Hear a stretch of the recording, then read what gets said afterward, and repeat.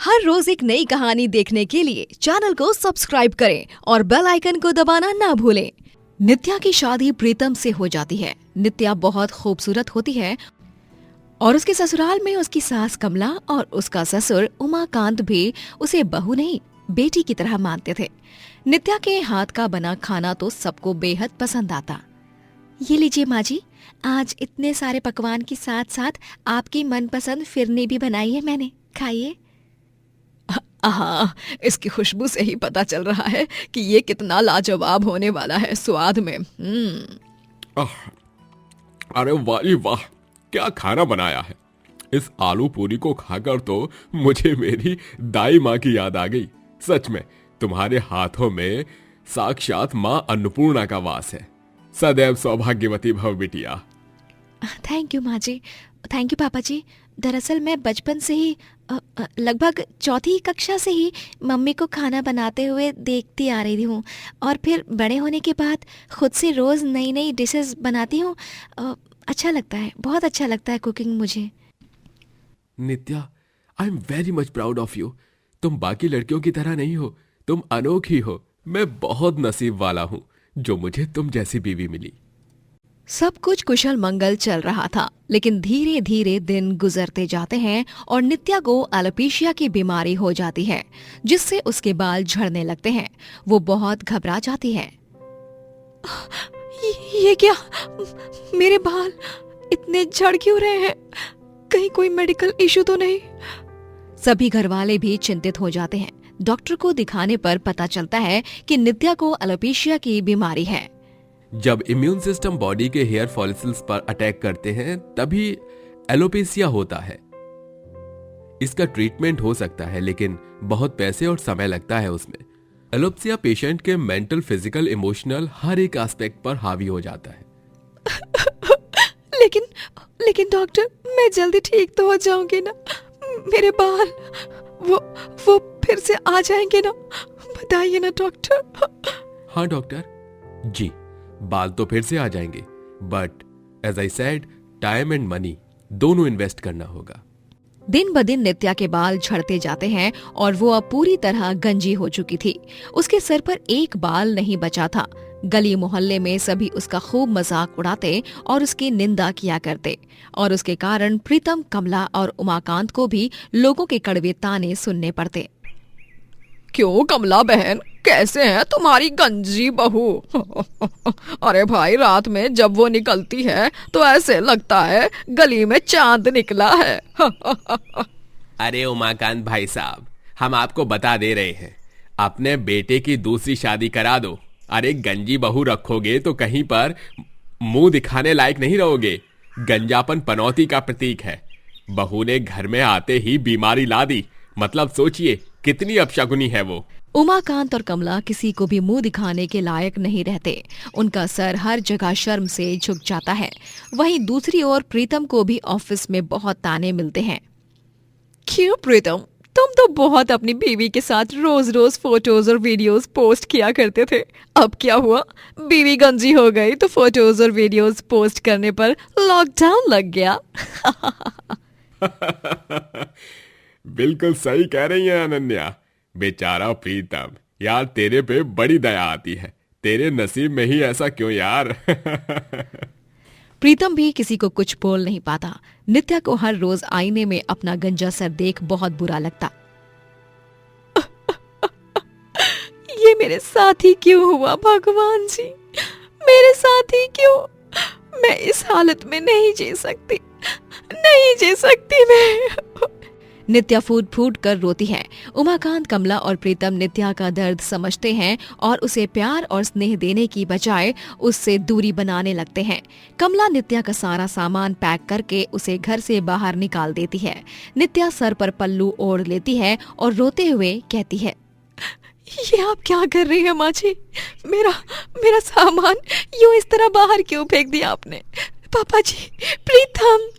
नित्या बहू, अब हम तुम्हें और नहीं झेल सकते। तुम्हारे कारण हम समाज में मुंह दिखाने लायक नहीं रहे। तुम्हारे गंजेपन के कारण लोग हमारा भी मजाक बना रहे हैं। हाँ, इसीलिए भलाई इसी में रहेगी कि तुम यहाँ से चली जाओ। खामखा तुम्हें भी परेशानी और हमें तो हो ही रही है दुनिया भर की परेशानी। हाँ नित्या, आई एम सॉरी, लेकिन परिवार की इज्जत भी मायने रखती है ना मेरे लिए। तुम प्लीज बुरा मत मानना। चुप रहो तुम। देख लिया मैंने आप तीनों को। मैं कभी भी नहीं भूलूंगी ये जो कुछ भी आप तीनों ने मेरे साथ किया है। आज मुझे इस बीमारी से भी ज्यादा दर्द आप तीनों के इस बर्ताव से हो रहा है।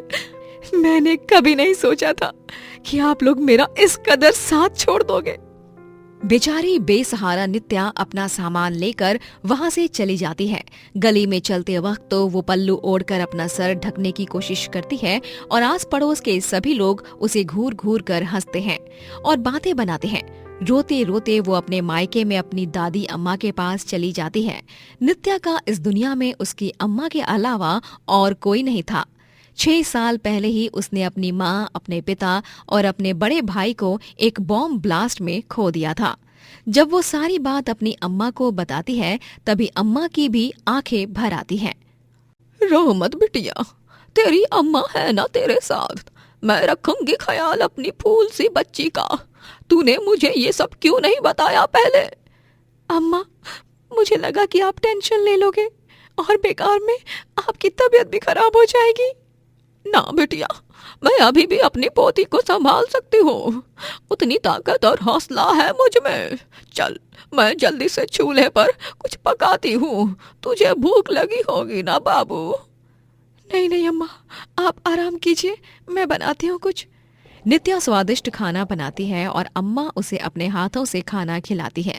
नित्या को अब अपने इलाज के लिए पैसे इकट्ठा करने थे, इसीलिए वो गांव में नौकरी ढूंढने निकल पड़ती है।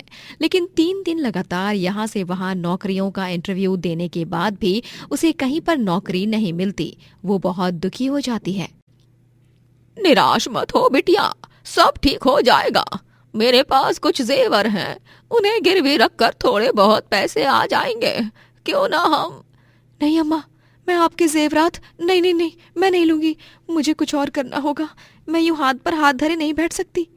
ओह नित्या, क्यों ना तू अपना एक ढाबा खोल दे। तेरे हाथ का खाना भी बहुत बढ़िया बनता है। जो खाता है दीवाना बन जाता है। और हमारे इलाके में तो ढाबे हैं भी नहीं। ढाबे से बहुत सारी कमाई हो सकती है। अरे वाह अम्मा, ये तो आपने बहुत ही अच्छा सुझाव दिया है। मेरे दिमाग में ये आइडिया पहले क्यों नहीं आया? आप बहुत अमेजिंग हो अम्मा। आई लव यू अम्मा।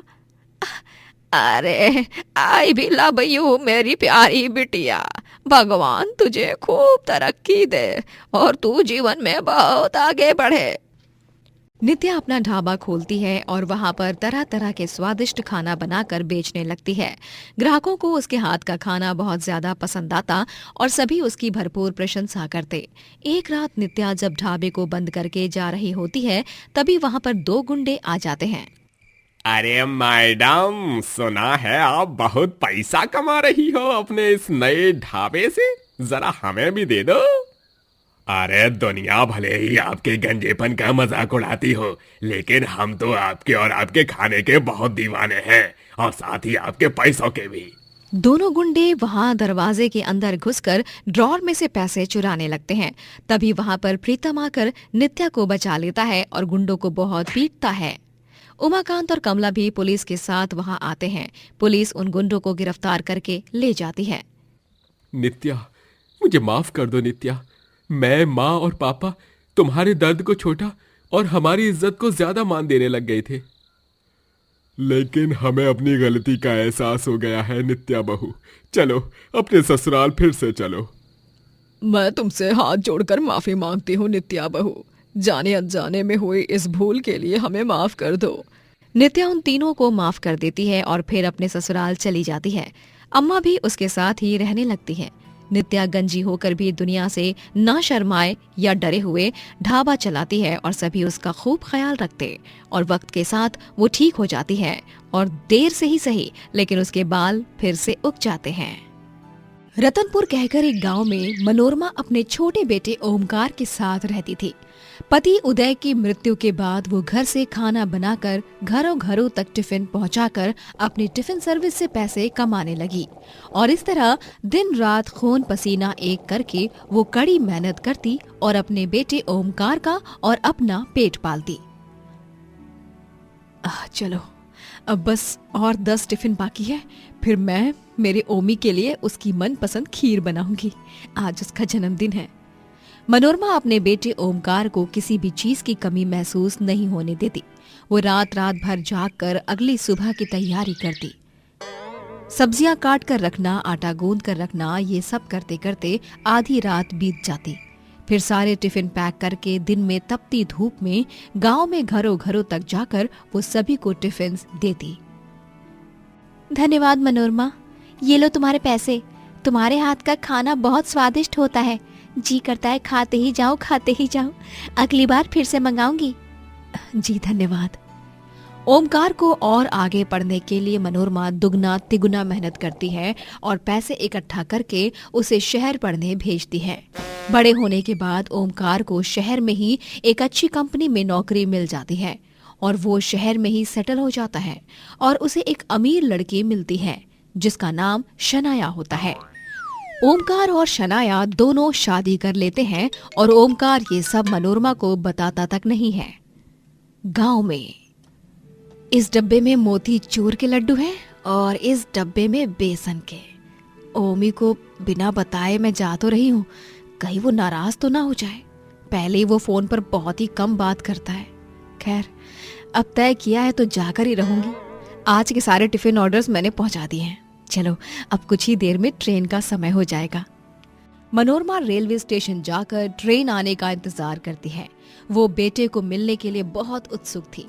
कुछ देर के इंतजार के बाद उसे पता चलता है कि ट्रेन 6 घंटे लेट है, तो वो 6 घंटों तक स्टेशन की सीढ़ियों पर बैठकर ट्रेन के आने का इंतजार करती है और फिर 6 घंटों बाद ट्रेन आ ही जाती है और वो ट्रेन में सफर करके अपने बेटे से मिलने शहर पहुंची जाती है। लेकिन जब वो उसके घर पहुंचती है तभी शनाया और उसे साथ में देखकर हैरान रह जाती है। ओमी, तूने शादी कर ली? हाँ माँ, मैंने शादी कर ली। सॉरी, मैं अपनी लाइफ में इतना ज्यादा बिजी हो गया था कि आपको बता ही नहीं पाया ये बात। लेकिन आप यहाँ क्यों आई हैं? क्या मतलब? मैं तुझसे मिलने आई हूँ। न फोन न कुछ। शहर आकर तो तू मुझे भूल ही गया है। ओह गॉड! ओमकार, इस बुढ़ी औरत को बोलो जल्दी से यहाँ से निकल ले। इसके बदन से कितनी गंदे तेल की बदबू आ रही है। I can't breathe baby. Sorry baby. माँ, आप एक काम करो, आप अभी निकल जाओ यहाँ से। हम फोन पर बात करेंगे, ठीक है? निकल जाओ आप अभी। ओमकार का ये बर्ताव देखकर मनोरमा दंग रह जाती है। ओमी बेटा, तू ये क्या कर रहा है? मैं तेरी माँ हूँ। इस लड़की को समझा कि मैं कोई हरी गहरी बुढ़िया नहीं हूँ, इसकी सास हूँ। हाँ माँ, लेकिन आप निकलो ना अभी यहाँ से। इस घर में आप जैसे गरीब लोगों की कोई जगह नहीं है। हम अमीरों का स्टेटस और ओहदा इस सोसाइटी में बहुत ऊंचा है। हमारी तो काम वाली नौकरानी भी आपसे ज्यादा अमीर होगी। इस तरह ओमकार अपनी माँ की बेइज्जती करके उसे घर से बाहर निकाल देता है। बेचारी मनोरमा ट्रेन में गांव वापस जाते समय बहुत रोती है। मेरे अपने ही बेटे ने आज मेरा इतना बुरा अपमान किया। मैं ये जीवन भर नहीं भूलूंगी। इतनी मेहनत करके उसे पाल पोस कर बड़ा किया था और बड़ा होने पर उसने मुझे ये दिया, बेइज्जती। मनोरमा अपने गांव वापस लौट आती है। अब इस बूढ़ी उम्र में ज्यादा काम वो नहीं कर पाती और बहुत बीमार रहने लगती है। इसीलिए उसकी टिफिन सर्विस का काम भी ठीक से नहीं चल पाता। बीमार रहने के कारण वो पैसे नहीं कमा पाती और उसके खाने को लाले तक पड़ जाते हैं। वो ओमकार को फोन कॉल करती है कुछ पैसे मांगने के लिए, लेकिन ओमकार उसका कॉल नहीं उठाता। घर का बिजली का बिल ना भरने की वजह से घर का मालिक उसे घर से भी बाहर निकाल देता है और घर को ताला लगा देता है। बीमार हालत में बूढ़ी मनोरमा अपने सामान को लेकर कड़ाके की ठंड में यहाँ से वहाँ दर बदर भटकती है। अब इस बीमार अवस्था में मैं कहाँ जाऊं? ओमी होकर भी मेरा नहीं रहा। मेरा तो इस दुनिया में कोई भी नहीं रहा। मेरा अपना खून ही पराया हो गया। हे भगवान जी, मेरी मदद करो, इस बूढ़ी भक्त की मदद करो। मनोरमा एक नदी के किनारे थोड़ी देर के लिए ठहर जाती है और एक मटके में नदी का पानी लेकर उसे पीती है। तभी अचानक से नदी में से एक देवता प्रकट हो जाते हैं। मनोरमा उन्हें देखकर चौंक जाती है। देवता जी, आप? भक्त अगर पुकार लगाए तो भगवान को तो उनकी मदद के लिए आना ही होगा ना। मनोरमा, तुम एक बहुत ही नेक और ईमानदार भक्त हो और मैं तुम्हारी पीड़ा को भली भांति जानता हूं, इसलिए तुम्हारी मदद के लिए सर्वप्रथम प्रकट हो गया हूं। देवता अपने हाथ को आगे बढ़ाकर मंत्रों का उच्चारण करते हैं और उनके हाथ से रोशनी की किरण उजागर होती है और वहां की जमीन पर एक सुंदर सा ढाबा तैयार हो जाता है जिसमें जादुई रसोई होती है और उस रसोई में ढेर सारे अनगिनत व्यंजन प्रकट होते हैं। अरे वाह, ये क्या, एक जादुई रसोई? इसमें तो कई सारे खाद्य पदार्थ हैं। हाँ मनोरमा, ये जादुई रसोई एक ऐसी रसोई है जिसमें हर रोज अपने आप ही ढेर सारा खाना प्रकट होगा और तुम इससे पैसे कमा सकती हो। तुम्हें बस बैठकर लोगों को खाना देना है। जाओ, अब अपने सपनों को पूरा करने की बारी आ गई है। तथास्तु। धन्यवाद देवता जी, आपका बहुत बहुत धन्यवाद। मैं आपका ये एहसान जीवन भर नहीं भूलूंगी। मनोरमा जादुई रसोई के जरिए अपने ढाबे को चलाती है। रोजाना ढाबे की रसोई में अपने आप व्यंजन पक जाते हैं और इस तरह मनोरमा के ढाबे पर ग्राहकों की लंबी कतार भी लग जाती है। गांव वालों को उसके ढाबे का खाना बहुत पसंद आता है।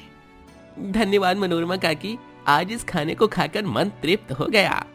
अरे सच में बहुत स्वादिष्ट खाना है। इतना शानदार, मजेदार और जबरदस्त पुलाव तो पूरी दुनिया में कहीं नहीं मिलेगा सिवाय मनोरमा दादी के ढाबे के। आपका ढाबा सचमुच सुपर कूल है। इंटरनेट पर वीडियो वायरल होने के बाद मनोरमा फेमस हो जाती है और हर जगह उसका नाम रोशन हो जाता है। इतनी बूढ़ी उम्र में भी इतने जज्बे के साथ काम करने के लिए सभी ऑनलाइन दर्शक मनोरमा की प्रशंसा करते हैं। मनोरमा अब पैसे कमा कमा कर बहुत अमीर भी हो जाती है। वो एक बंगले में रहने लगती है। जब ओमकार और शनाया को ये पता चलता है तब वो दोनों मनोरमा को मिलने के लिए गाँव आते हैं। माँ, कैसी हैं आप? हमें माफ कर दीजिए, हमने आपके साथ बहुत गलत किया था। हाँ मम्मी जी, वी आर रियली सॉरी। लेकिन अभी आप इतनी फेमस हो गई हो, इतनी रिच हो गई हो, तो प्लीज अपनी बहू बेटे को माफ कर दो। हरगिज नहीं, मैं भूली नहीं हूँ किस तरह तुम दोनों ने मेरा अपमान किया। मैं तुम दोनों से अपने सारे रिश्ते नाते तोड़ रही हूँ। चले जाओ यहाँ से। अब मैं अमीर हो गई हूँ तो यहाँ आ गए मुंह उठाकर मुझसे मिलने, बेशरम कहीं के। इस तरह मनोरमा ओमकार और शनाया को अपने बंगले से निकाल देती है और उन दोनों से सारे रिश्ते तोड़ देती है और जादुई रसोई के जरिए पैसे कमाकर एक खुशहाल जीवन बिताती है। दोस्तों, अगर आपको ये कहानी पसंद आई तो लाइक करें, शेयर करें और कमेंट करके बताएं कि कहानी में आपको सबसे अच्छा क्या लगा।